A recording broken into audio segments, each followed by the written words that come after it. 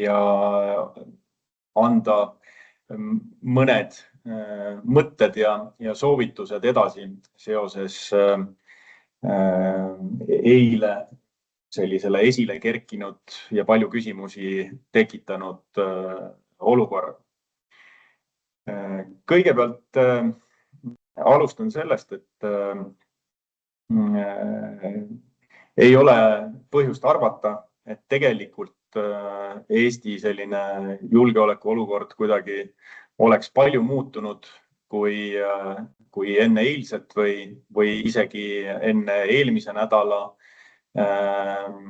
intsidenti, mis samuti aset leidis. Nii et selles mõttes tuleb öelda rahu, veel kord rahu, head kolleegid. Aga mõistetavalt sellised uued olukorrad, kuhu me siis satume, võivad esimese hooga panna mõtlema, et ei tea, mida nüüd selles olukorras siis tegema peaks. Kas mina olen pädev mingisuguseid otsuseid vastu võtma või peaks seda tegema keegi teine? Ja kui see keegi teine on, siis kes ta on ja kus ta on. Aga raamime seda tänast infominuteid, ma arvan, et meil tundi vast ei lähe, infominuteid siis sellesse raami, mis puudutab just nimelt sellist võimalikku õhuohtu ja seda õhuohtu siis indikeerivaid kas siis sõnumeid või siis mingisugustes olukordades ka võimalikku ohu signaali või sireeni. Kes mida tegema peaks? Alustan siis sellega, et nii vaatan, kuidas ma saan slaidid edasi lükata. Paar slaidi ka tegin, mitte palju, aga et hoiatusteadetele vastava tegutsemise põhimõtted, mis need siis peaksid olema sellises haridussüsteemis, nagu me oleme, ja täna me siia ju saatsime teate, et räägime sellest alates alushariduse lastehoidudest, lasteaedadest kuni kõrgkoolini välja ja koolipidajad sinna juurde, nii et tegelikult kehtib see põhimõte universaalselt, et mis tahes ohukorra või kriisi lahendamise ülesandeid tuleb täita alati lähimuse põhimõtte kohaselt ja võimalikult madalal vajalikul tasandil. Ja see põhimõte tuleb meil hädaolukorra lahendamise seadusest.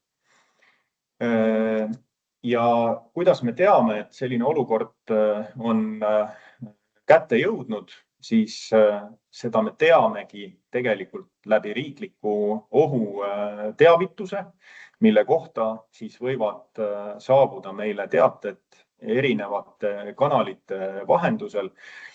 Kõige uuemad on nüüd meil need erinevad äpid, on see siis Ole valmis või Eesti.ee või siis ka sõnumina telefoni peale. Või siis ka mingisugustes olukordades võivad need sõnumid tulla ju dubleeritult ka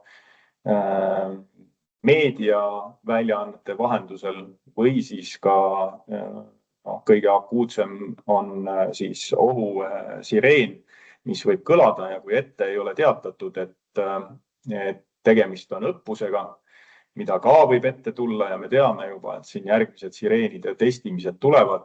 Kui ma õigesti mäletan, siis näiteks juunikuus, et kui on teada, et see ei ole õppus, siis tuleb tegutseda selliselt, nagu selles päris olukorras tegutsema peab, ehk siis esimesel võimalusel kuhugi varjuda. Nüüd see olukord, mis meil oli, ütleme siis eile öösel, kus sõnumid tulid inimestele une ajal ja tegelikult ka see, et oht on möödas jõudis juba paljude telefonide ekraanidele enne, kui päev algas ja oli vaja mõelda vanematel laste kooli või lasteaeda saatmisele ja koolipidajatel kooli avamisele, siis selleks hetkeks tõesti oli ju, oht oli möödas ja elu pidigi jätkuma tavapärast rada mööda.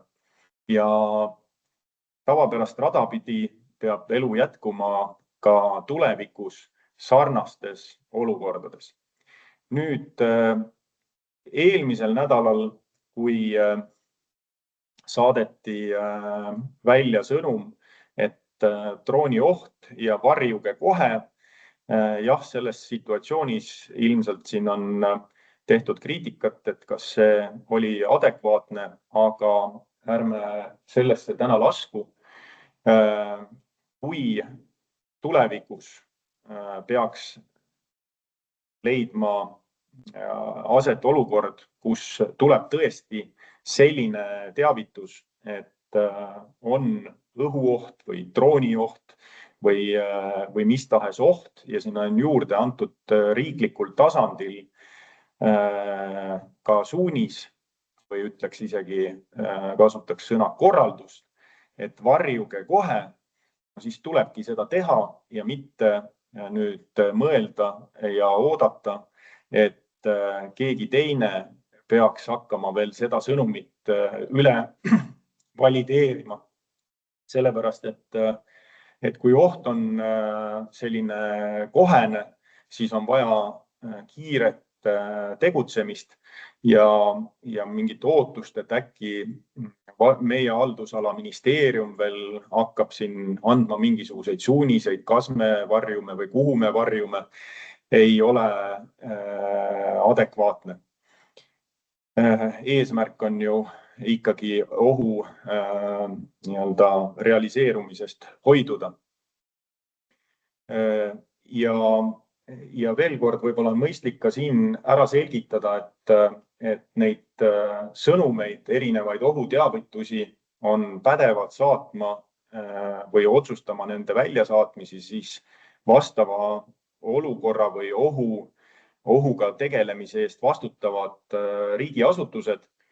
Antud juhul oli siis selleks Kaitsevägi, kes selle õhuohu tuvastas eile öösel ja on selge, et eriti ajakriitilises situatsioonis ei ole enam isegi pädevust Haridus- ja Teadusministeeriumil hakata üle hindama või valideerima, kas mingisuguse ohuga tegelemiseks pädev asutus on seda hinnanud adekvaatselt. Meil on vaja usaldada oma riigiasutusi, riigi institutsioone ja tegutseda vastavalt. Oletame nüüd, et kui see ohuolukord ei oleks eilse sõnumi formaadi korral lõppenud nii, nagu ta lõppes koolipäeva alguseks, mis siis oleks saanud? Tuletan meelde, eilse öise sõnumi tekst oli, et on küll võimalik droonioht, kuid jälgige ümbrust ja varjuge vajadusel oli selle sõnumi mõte, mis tähendab, et otseselt ei antud korraldust koheselt kuhugi varjumiseks ja varjus püsimiseks seni, kuni siis oht möödas.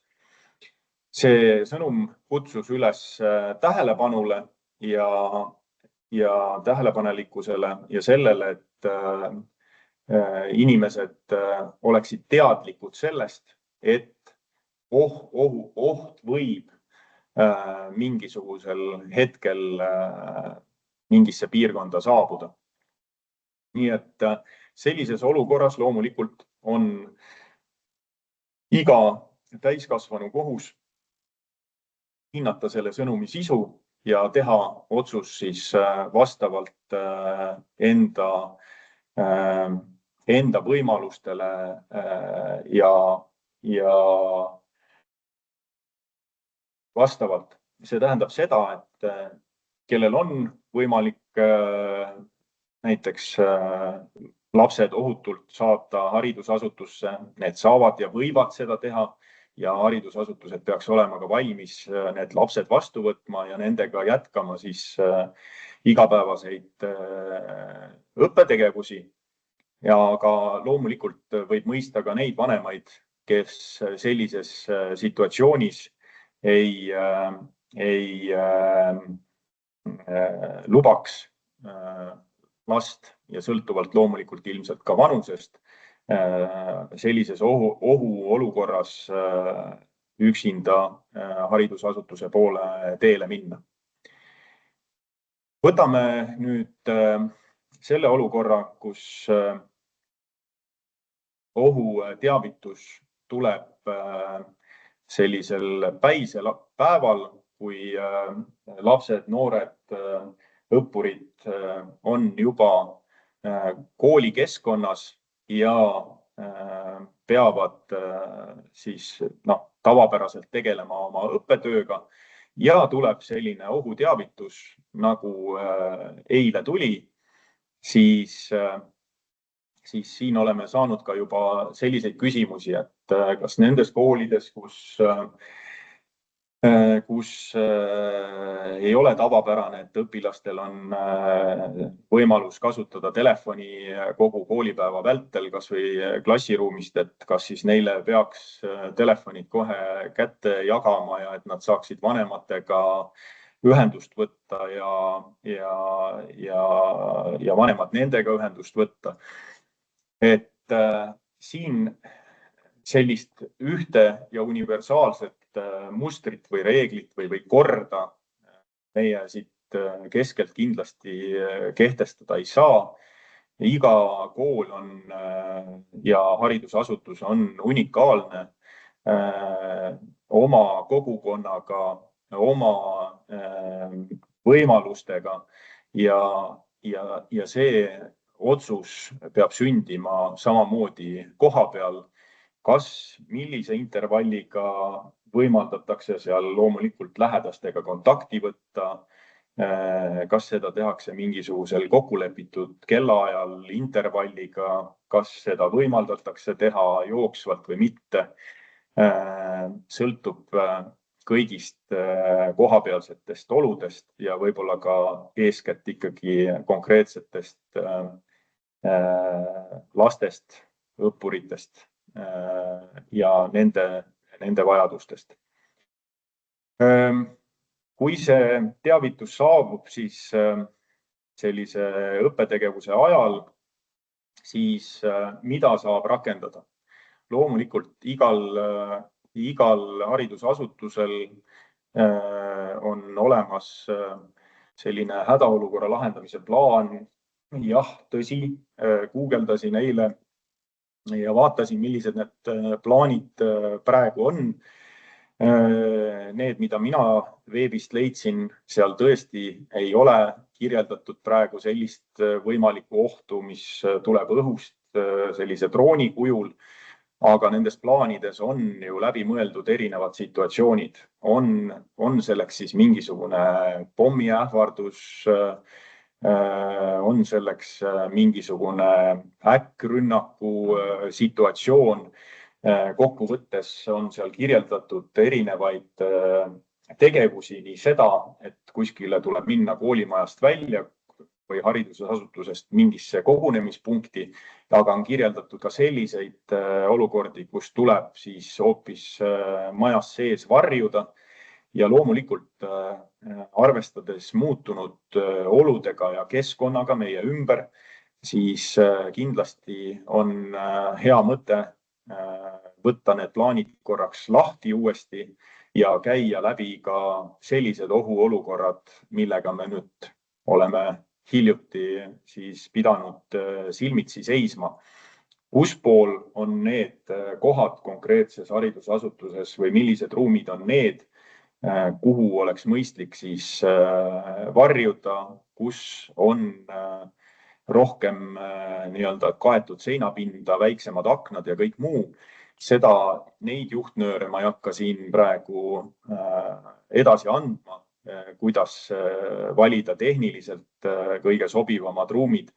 Selleks kutsun üles julgelt vaatama. Meil on suurepärased juhtnöörid antud näiteks Ole valmis leheküljel, mis kirjeldavad täpselt seda varjumise meetodeid ja taktikat ja kohti üldpõhimõttena lihtsalt, et sellise õhuohu korral soovitavalt võiks jääda väliskeskkonna ja sinu varjumiskoha vahele vähemalt 2 seina. Et see on kõige selgem soovitus, mis võiks olla igalühel peas. Aga loomulikult tuleb lähtuda konkreetsetest kohapealsetest oludest ja võimalustest. Nii et üheskoos jällegi selle siin ka slaidil oleva esimese punktiga otsused sellises ajakriitilises olukorras, kus tuleb mingisugune sõnum, on vaja langetada koha peal haridusasutuse juhi või tema volitatud isikute poolt ja soovitavalt siis lähtudes juba varem läbimõeldud selliste olukordade lahendamise plaanist ja veel parem, kui ka on ju läbi viidud aja jooksul mõni selline harjutus, et igaüks teaks, mida ta sellises olukorras tegema peab. Siis teine küsimus näiteks, mis juba ette saime, oli see, et aga kui tuleb selline teavitus, nagu siis tuli eile öösel, tuleb näiteks päeval ja nüüd selline lastehoid või lasteaed peab otsustama, et mida siis teha, et kas siis nüüd minna õuest sisse või mitte õuest sisse.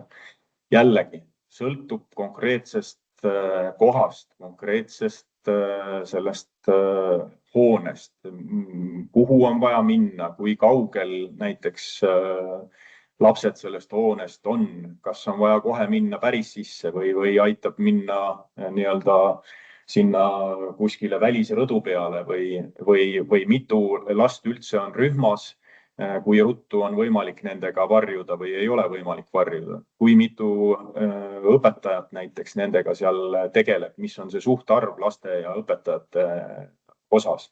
Ja sellepärast jällegi see otsus konkreetselt tuleb võtta vastu koha peal. Ilmselt selliste väikeste mudilastega võib olla põhjendatud, et isegi sellisel juhul, kus ei ole kohustust kohe varjuda, võiks siseruumidesse minek olla mõistlik valik. Aga mida teha siis, kui selline teavitus saabub päeva peale ja oleks vaja asuda koduteele, siis on selge, et kui on kellelgi soov sellises olukorras, kus ei ole kohustust varjuda, aga ikkagi püsida varjul olukorra lõpuni, siis ma loodan, et haridusasutused on valmis hoidma uksed lahti ja ei saada kedagi tänavale, kes seda katet ja kaitset vajab, vähemalt seni, kuni siis on võimalik näiteks ka mõnel vanemal talle sinna järele tulla. Aga jällegi, olukorrad on piisavalt universaalsed või vastupidi, olukorrad võivad olla piisavalt erinäolised, eriilmelised ja otsustada ära või anda mingisugune ühine reegel, kuidas universaalselt peab mingis olukorras käituma. Seda ei ole võimalik teha.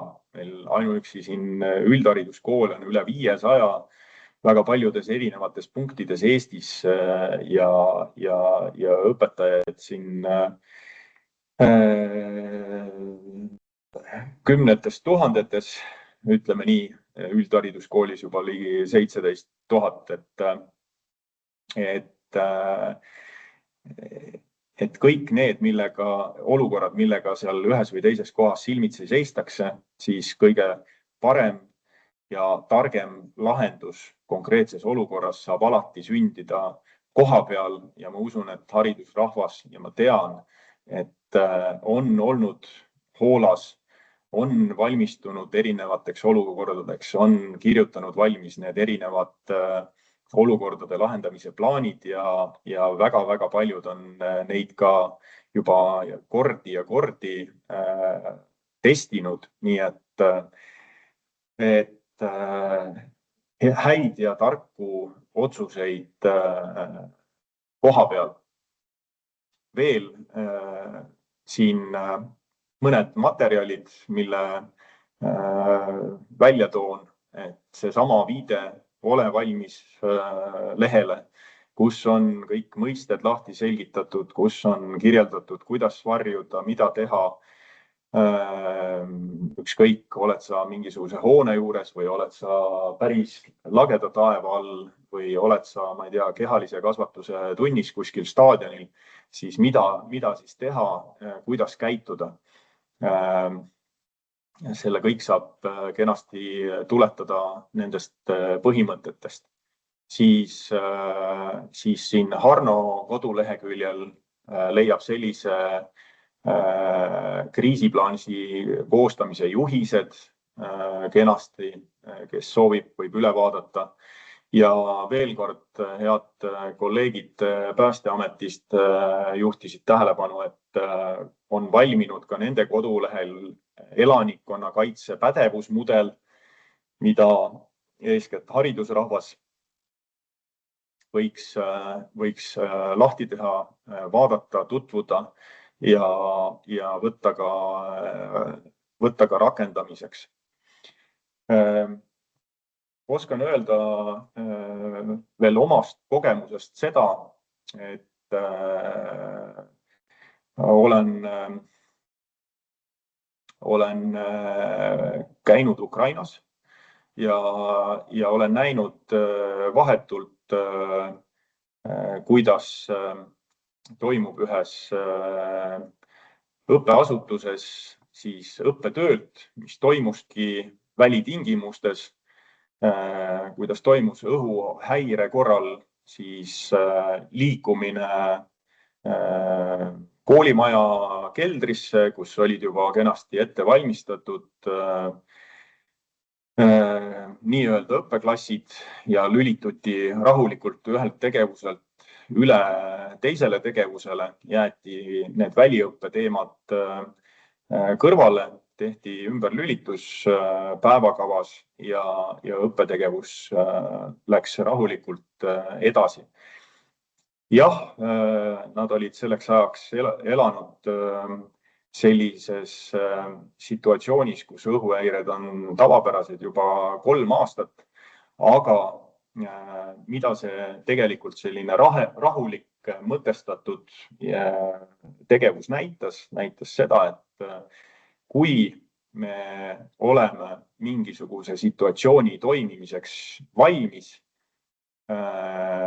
oma nii-öelda tingimustelt ja vaimult, siis tegelikult ei ole mitte mingisugust paanikat ka siis, kui hakkavad kõlama väga paljud sireenid, mis annavad märku sellest, et varju nüüd ja kohe. Nii et jõudu, jaksu ja rahulikku meelt meile kõigile selliste olukordadega hakkama saamisel ja veel kord uskuge iseendasse, tegelikult on see tarkus nendes olukordades hakkama saada igal koolijuhil ja tema meeskonna liikmel olemas. Aga kui nüüd on veel küsimusi, siis olge aga head. Võtan selle slaidid siit eest ära. Mõned küsimused on tulnud ja julgustan siis kõiki, et nüüd on ettekanne lõppenud, et võib ka käe tõsta ja saab küsida oma häälega ka. Aga võib-olla sa, Vallo, seni kordad üle, et millised siis on ikkagi need soovitused, et kui lapsed just lasteaiapäeval on parasjagu õues ja siis tuleb nii-öelda droonihoiatus. Selle kohta on selline täiendav palve. No, kordan veel kord üle, et juhinduda tuleb kindlasti sellest, mis seal sõnumis on. Kui on kohe varjumine, siis ei ole küsimustki, tuleb varju minna. Kui on, et ole valvas või pane tähele ja vajadusel varju, siis on see koht, kus tuleb loomulikult mõelda, kas on mõistlik jääda väikeste lastega õue, mis vanuses need lapsed on, kui kiiresti nad on võimelised liikuma, kas neid on palju, kas õpetajaid on vähe või on suisa üks õpetaja ainult nendega seal parasjagu väljas. Et see kõik dikteerib tegelikult selle varjumise tempo, aga ma arvan, et väikeste lastega sellise sõnumi saabudes ilmselt on mõistlikum siseruumide poole liikumist alustada kohe. Selge. Siis on Tartul selline küsimus, et seni nad on oma ohuhinnangutes arvestanud, et selline nii-öelda evakueerumine või varjumine toimub 72. Vallo, sa oled ikka meiega, on ju? Jah, väga hea. Nüüd olen jälle teiega. Väga tore. Toimub 72 tunni jooksul ja neil on siis selle ohuhinnangu tekkimisel aega ettevalmistusi teha. Et nüüd need drooniohud on tekitanud olukorra, kus sellist ajalõtku ei ole. Et milline on see meiepoolne soovitus, et kas nad peaksid investeerima sellisesse kiiremasse võimekusse oma koole ja nende klaaspindu ja liivakotte kuidagi ümber positsioneerida? No, ütleme siis nii, et me seisame silmitsi praegu sellise olukorraga, kus ka Kaitseväe juhataja on öelnud välja, et sellised üksikud droonide eksimised Eesti õhuruumi võivad jätkuda. Mulle siiski tundub, et kui meil ei ole põhjust arvestada või et kõik seisneb lõpuks selles sündmuse realiseerumise tõenäosuses, et milliseid kulutusi ja pingutusi teha selleks, et üheks või teiseks situatsiooniks valmis olla. Ma arvan, et praegusel hetkel hakata barrikaade ehitama või valmistuma suurteks barrikaadide ehitamiseks ei ole siiski põhjust, sellepärast et ka nende droonide puhul võib vabalt olla olukord, kus sõnumi saamisest kuni selle drooni ülelennuni võib mitte minna tunde, vaid minuteid. Ja on selge, et kui need liivakotid ei ole seal just akna ees, siis ei ole võimalik ka nende mõnede loetud minutite jooksul või ka tunni jooksul isegi sinna ju paigaldada. Aga seda, et me nüüd tänasel päeval peaksime kõik ära barrikadeerima igaks juhuks, et äkki midagi tuleb. Mulle tundub, et see on siiski veidikene ülereageerimine. Meil ilmselt peaks olema ohupilt hoopis teistsugune. Kohe ma, Salli, vabastan sulle mikrofoni ja sa saad rääkida. Et siis meie kolleeg Päästeametist soovib täiendada, et palun, Salli, sa saad nüüd ise mikrofoni vabastada ja ka oma pildi panna käima, et siis saad täpsustada. Ja tere minu poolt ka kõigile. Salli Hinrikus, olen Päästeameti kriisiteadlikkuse talituse juhataja ja tahtsin lihtsalt võib-olla täienduseks natukene jagada sellist taustainfot ja olukorra pilti, et oleks kergem ehk mõista, millest kogu see olukord on tingitud ja millised need reaalsed ohud siis päriselt võivad meid varitseda. Nii haridusasutustena kui siis ka tegelikult inimestena igapäevases elus. Et üldine olukord täna on ju see, et me ei räägi sõjalisest konfliktist Eesti vastu, vaid me räägime üksikutest siis eksinud droonidest Eesti õhuruumi. Ja mida see tähendab? See tähendab, et droon on ühel hetkel kaotanud juhitavuse, on sattunud meie riigi territooriumile ja lendab seni, kuni ta ühel hetkel kas siis tal toimub kokkupõrge kas mingi eseme, maapinna, veega või siis ta lendab meie riigi territooriumilt uuesti välja. Ehk siis kõik, mis on ju taevasse läinud, peab sealt ka alla tulema.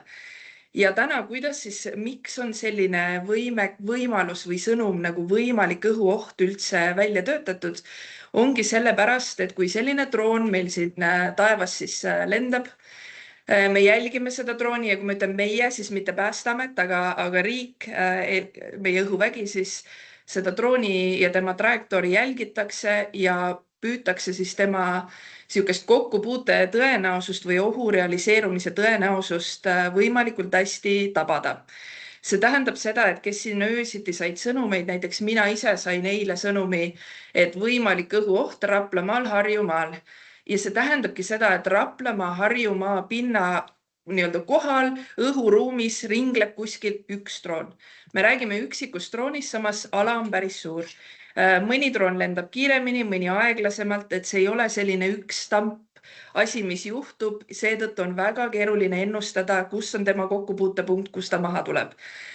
See on see, mida see võimalik õhuoht tähendab. Ehk siis oht on reaalselt meie õhuruumis olemas. Tema realiseerumise tõenäosus on väike ja tegemist on justkui nagu eelhoiatusega. Ühtlasi oleme ka püüdnud seda selgitada võib-olla valgusfoorina, et tegemist on justkui kollase hetkega enne, kui see pöördub punaseks. Kus see täpselt punaseks pöördub, on raske ette ennustada. Ehk siis tegemist on eelhoiatusega, et midagi võib tulla. Kui me räägime nüüd ohu realiseerumisest, ehk siis, et see droon päriselt võiks kuskil alla tulla ja kohas, kus on näiteks tiheasustusala, pannakse tööle sireenid selle jaoks, et inimesed võimalikult kiiresti reageeriksid ja läheksid siis kõik varjuma. Ja varjumise all peame siis silmas võimalusel siseruumi, võimalusel vähemalt 2 seina taha, akendest eemale, maapinna lähedale, võimalusel keldriruumidesse. Kuna need droonid on suured, nad on rasked, et kui nende kokkupõrkel siis kas maapinnaga või hoonega inimesed viga ei saaks või see oht oleks siis võimalikult väike. Jällegi tuletan meelde, et tegemist ei ole sõjalise rünnakuga Eesti vastu, et me täna ju ei räägi sellisest sõjalisest pommitamisest, mille puhul me räägime sellest 72 tunni eelhoiatusest, tugevdatud varjenditest ja nii edasi. Me räägime sellest võimalusest, et see droon ühel hetkel siis mingit pinda puudutab, mis ta siis taevast alla toob. Ehk siis, kui tuleb see käsklus varjuda, siis see tuleb vahetult enne drooni puudutamist mingi takistusega. See varjumise teade saab olema suure tõenäosusega väga lühike. Inimesed lähevad siseruumidesse, oht realiseerub ära, ehk siis see droon kukub kusagil alla ja seejärel kohe see ohuaeg nii-öelda lõpetatakse, tuleb jätkusõnum või varjumiskohast välja tulla ja inimesed pöörduvadki tagasi oma tavapärase elu juurde. Kaitseväe ohuhinnang täna ütleb, et see, et me oleme sellises olukorras nüüd juba nädal aega olnud, tõenäoliselt võib kesta veel tükk aega. Mis see ajaline määratlus selles on, et kas me räägime, et see on meie igapäeva sihuke elu ja uus normaalsus veel 2 päeva, 2 nädalat, 2 kuud, terve aasta. Väga raske on ennustada, et seda ei suuda ennustada ei meie ega Kaitsevägi täna, sest et tegemist ei ole meie riigi siis tegevusega. Meie oleme nii-öelda 2 erineva riigi poole vahel, ehk siis me ei ole ei ohu tekitajad ega siis ka see riik, kellele see oht tegelikult suunatud on. Ma loodan, et see andis ka vastuse sellele küsimusele, mis puudutas 72 tundi. Et täna me siis sõjalist ohtu Eestile otseselt ei näe. See tähendab seda, et Päästeameti juhised on läinud välja sellise eelhoiatava fooniga, et me kõik inimestena saaksime aru, et see ohuolukord on kõrgem kui varasemal rahuajal, aga endiselt me täna funktsioneerime rahuajal. Teeme kõik endast parima, et see eelinfo oleks kättesaadav, ajakohane, võimalikult piirkondlik ja proovime siis nendele sõnumitele ja saadud käitumisjuhistele alluda nii kiiresti ja konkreetselt, kui need meieni jõuavad. Ehk siis ikkagi kutsun üles, et kui saate sõnumi ühel hetkel, et õhuoht, varjuge või kuulete sireeni, siis tuleks tõesti ise ja kõikide lähedal olevate inimeste, laste ja õpilastega siseruumi liikuda, võimalusel maapinna lähedale, võimalusel 2 seina taha ja võimalusel siis varjumiskohta, kui on varjumiskoht olemas ja avatud, ja kui seda ei ole, siis täna liivakottide paigaldamist akende ette me ei ole korraldusena või soovitusena välja andnud. Aitäh! Aitäh, Selli! Aitäh, Selli! Ma võtan siit edasi neid küsimusi siis, eks? Jah, palun! Nii et jätame praegu siiski liivakotid paigutamata. Kommentaar, et holp ei tohi kindlasti guugeldamisel leitav olla. Jah, aga ütleme ausalt, et kohe, kui me teeme holbi niikuinii, peame teatavaks tegema kõigile lastevanematele, kõikidele lastele, koolipersonalile ja nii edasi, siis tegelikult on juba tegemist avaliku dokumendiga ja meil ei ole mõtet pista pead liiva alla, et me peame mingisugust kooli hädaplaani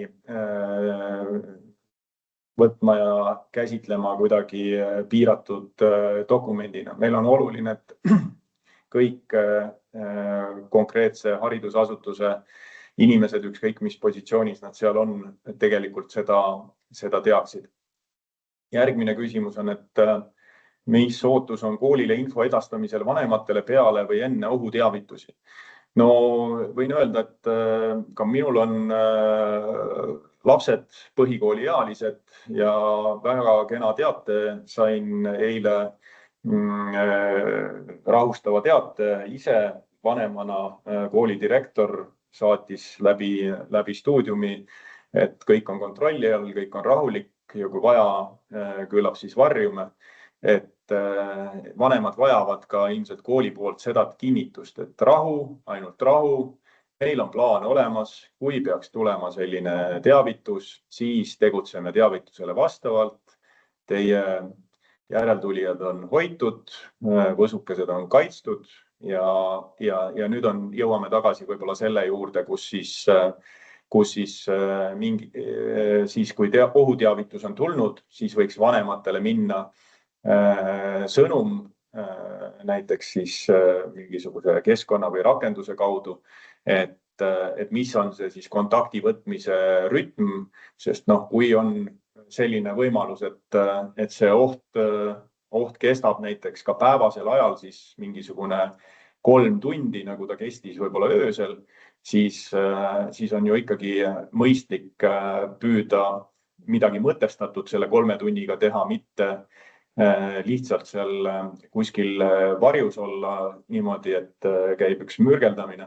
Ja kui tahta tegeleda õppetegevusega, siis peaks minema vanematele teavitus, et millise intervalliga nad oma lastega kontakti saavad ja lastele samamoodi see, et rahu, tehke üks kontakt praegu ära, öelge, et te olete kõik kenasti varjul koolimaja sees ja jätkuvad tegevused. Siis on tulnud siit kena küsimus, et kuidas õpilastega rääkida, eriti algklasside õpilastega. Ma ei hakka sellele siin praegu vastama, aga Elo saadab teile ka väikese juhismaterjali, kus on sõnumid erinevatele vanusegruppidele kenasti lahti kirjutatud, kuidas ka lastega nendel teemadel rääkida ja neid sõnumeid selgitada. Nüüd küsimus ka sellest, et kes peab otsustama ja määratlema, mis ruum sobib varjumiskohaks ja mida teha selles olukorras, kui mitte ühtegi vastavat ruumi ei ole. Veel kord, me varjumise puhul ei räägi varjendist ja selge on see, et meil varjendeid Eestis väga ei ole üldse.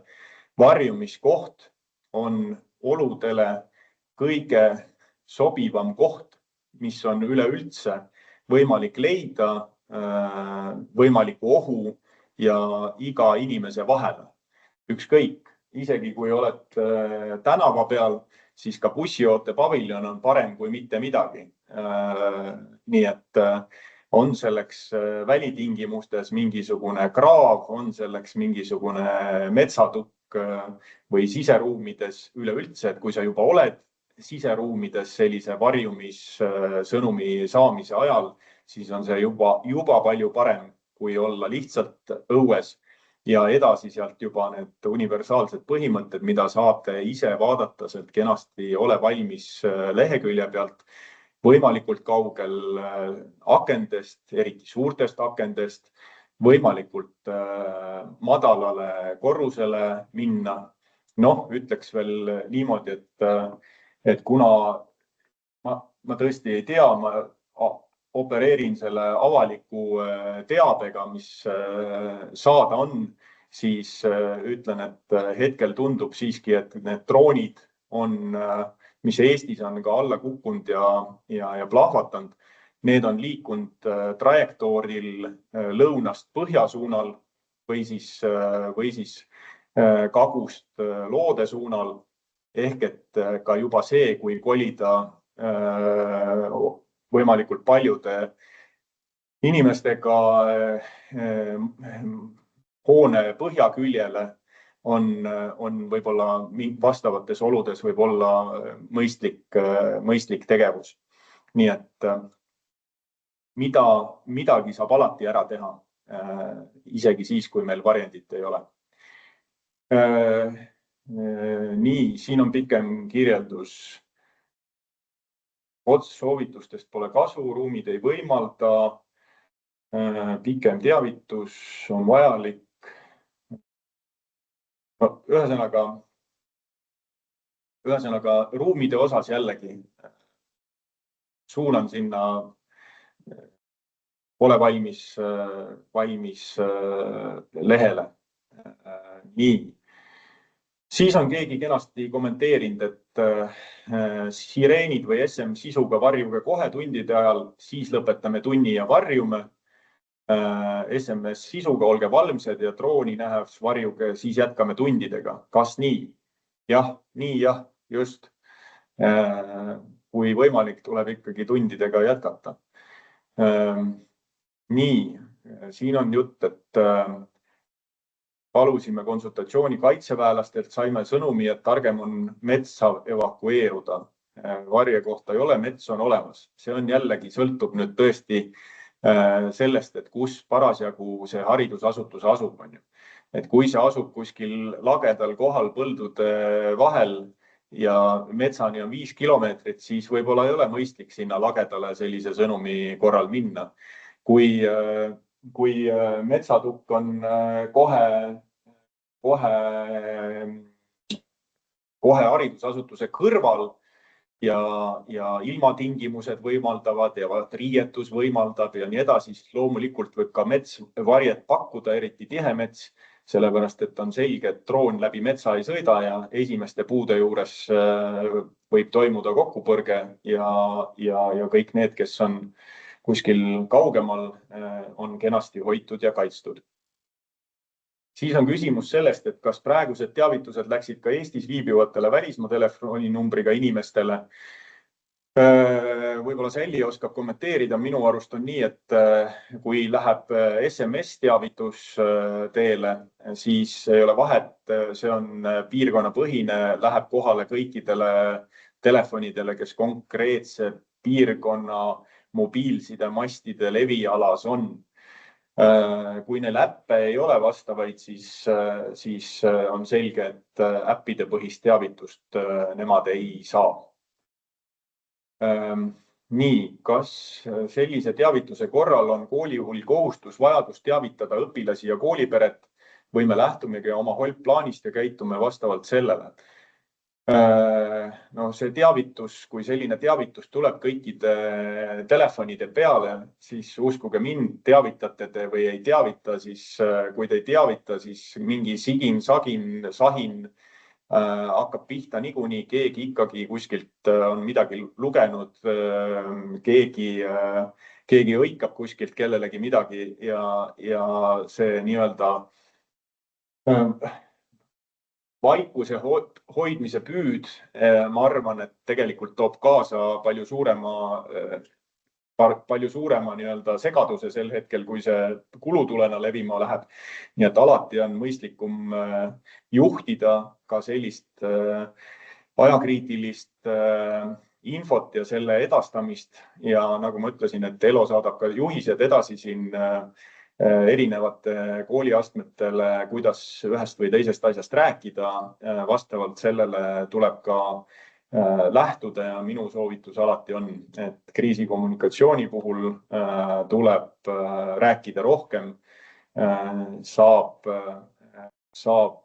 olukorda palju paremini rahustada ja kontrolli all hoida, eriti siis, kui on selge, et ka direktor või ükskõik juhtiv õppejuht või mõni teine tuleb rahustavate sõnumitega inimeste või õpilaste ette ja ütleb, et meil on plaan, rahu, tegutseme sellele vastavalt ilma mingisuguse paanikata.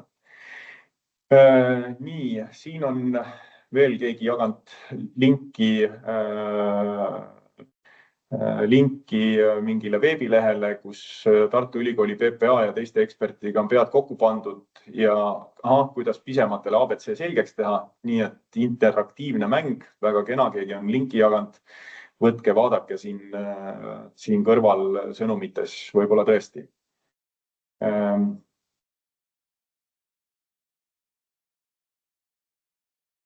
Nii.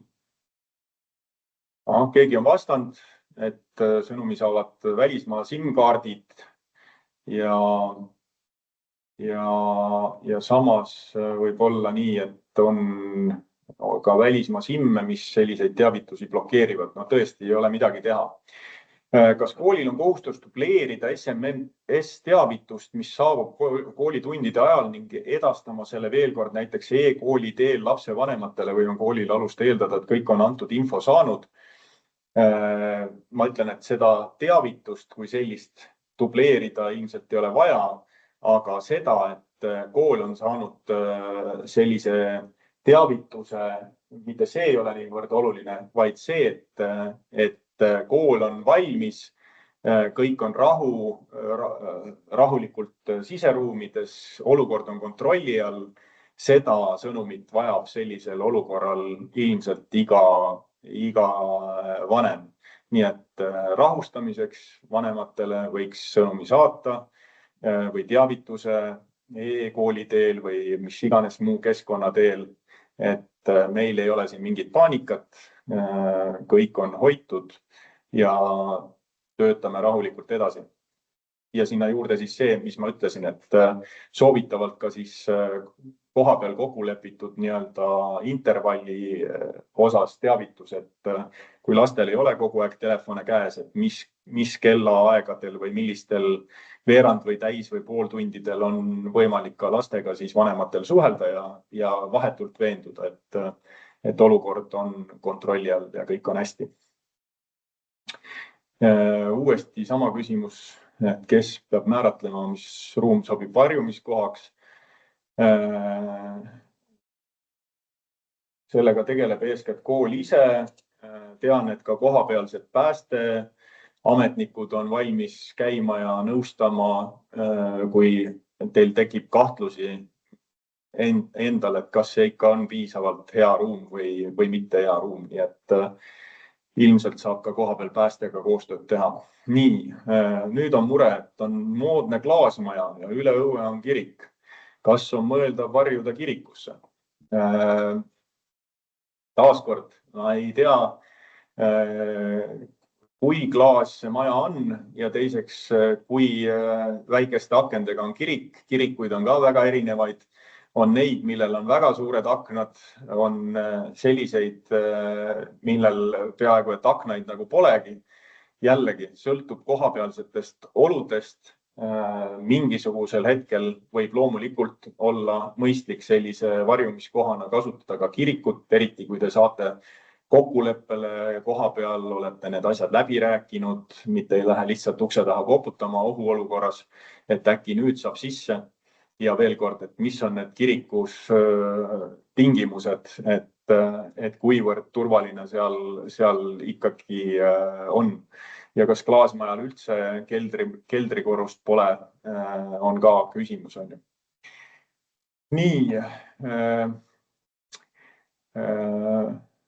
siiani on olnud info, et olpid ei tohiks kindlasti guugeldamisel leitavad olla.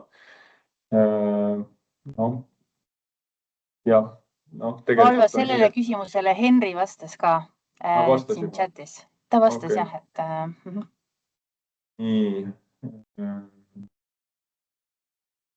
Nii. Olp ei tohi olla avalik, see Päästeameti nõue. Jah, ilmselt, jah, ühesõnaga. Kui droonioht ei ole möödas haridusasutuse avamise alguseks, siis kuidas on teavitustöö ja millal asutus uuesti avada?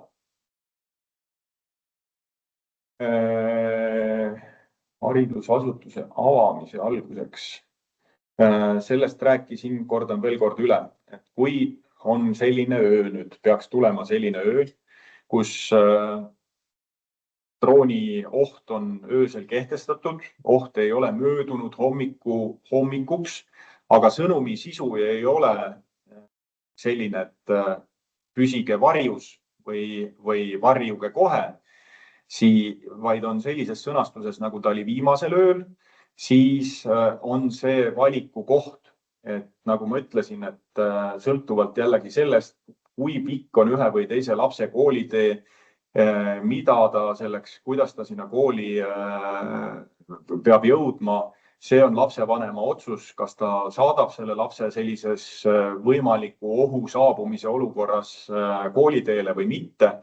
Kool peab sellises olukorras igatahes uste avamiseks valmis olema, kui siiski lapsed saabuvad, sellepärast, et käsku varjus püsida ei ole. Nii et uksed tuleb lahti teha hommikul. Siis on küsimus...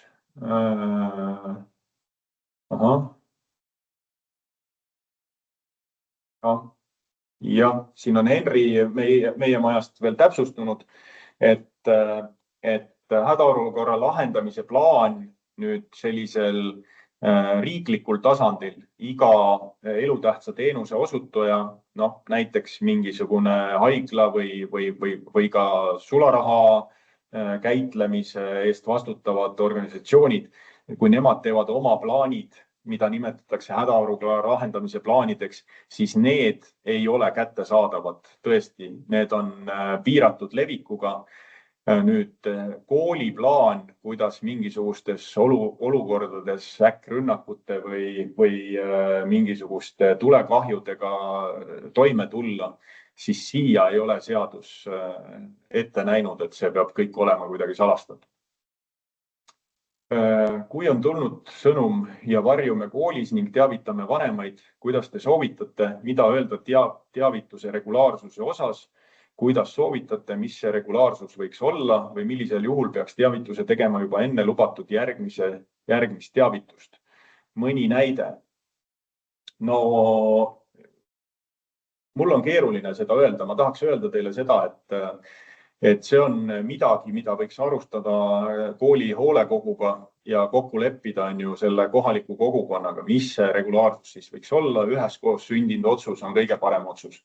Praegusel hetkel, kui veel seda kokkulepet saavutanud ei ole, siis ma ütleks, et on mõistlik, kui vanemate teavitus on kohe alguses koheselt, et meil on kõik kontrolli all, me oleme varjunud ja edasi võiks juba liigutada siis seda võib-olla vanemate informeerimist või siis ka lastega kontakti võtmise võimalust nendele hetkedele, kus tegelikult peakski koolis olema vahetund. Siis on võimalus jällegi võtta ühendust, on võimalus suhelda ja saada vahetult vanematel teadmine, et lastega on kõik korras ja lastel teadmine, et vanematega on kõik korras. Nii et aga veel kord, mis rütm ühes või teises kohas on, palun leppige kokku oma kogukonnaga koha peal. Nii, Sälli on kommenteerinud, et ongi olemas päästekeskustes varjumiste nõunikud, kelle käest saab küsida nõu sobiliku varjumiskoha osas. Nii, Kristjan rõhutab seda, et tõesti, Kristjan on ka Tartust kriisidega karastunud mees ja rõhutab, et meil ei ole seda olukorda, mis praegu on, aga et me organiseeriks plaanide kaasajastamiseks ametlikult riigipoolse täiendava ohuhinnangu, millele on sisendi andnud ka Riigikantselei siis. Suhtleme, Kristjan. Mis sa täpselt mõtled, vajadusel toimetame. Palun hoidke üldhariduskoolidele ja lasteaedadele ka huvikoolid infoväljas. Aitäh, hea mõte. Jagame seda videot ka nendega. Palun juhiseid tehes pidada silmas ka koole, kus õpilased viibivad koolinädala sees ööpäeva ringselt ehk on õpilas kodus või ühiselamus. Kinnitan, et selle peale mõtleme eraldi. Jah. Ka meil riigipidamisel on selliseid koole, kuidas neile veel täiendavalt toeks olla. Võib olla nii, et varahommikul tuleb aktiivne ohuteavitus, töötajad ei julge tööle tulla. Samas lasteaed peaks avatud olema, aga kedagi pole neid vastu võtmas. See ei vaja vastamist, lihtsalt mõtisklen. Jah, möönan tõesti niimoodi võib olla. Aga eks see on jällegi kohapealse otsustamise ja lahendamise küsimus. Mul on keeruline meil siit keskelt öelda, et peab olema kohustus ühel või teisel välja tulla, aga ilmselt siis on ka lasteaia direktoril arutelu koht. Inimesed on väga erinevad, kes on vastuvõtlikumad, kes kardavad rohkem, kes ei karda rohkem. Kindlasti on ilmselt võimalik leida personalist ka need inimesed, kes ikkagi on valmis sellise sõnumi puhul kohale tulla. Nii. Ka teine mõtiskleb kaasa, et kui töötaja ei julge tööle tulla, siis kuidas toimida. Aga sellele ma just püüdsin vastata. Nii, kas tasub lubada vanematel tulla ise oma lapse järele? Lapse vanematel ikkagi on õigus tulla oma lastele järele siis, kui nad seda vajalikuks peavad, nii et sellises olukorras seda enam, et nüüd keelata, et ei tohi ohuolukorral võtta lapsele näiteks järgi tulla ja ise veel püüda kuhugi ohutumasse kohta viia.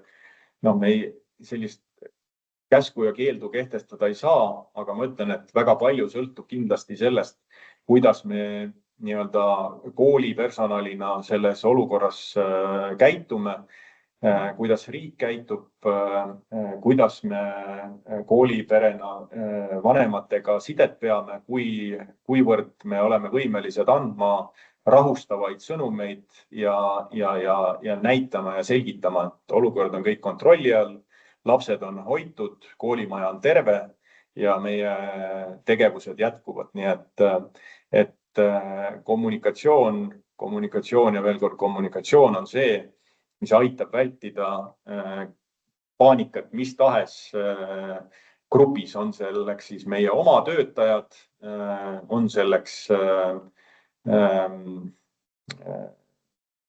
lapsed, õpilased või nende vanemad. Nii et rahulikku meelt suhtlemisel ja usun, et saavad ka järgmised koolipäevad toimuma.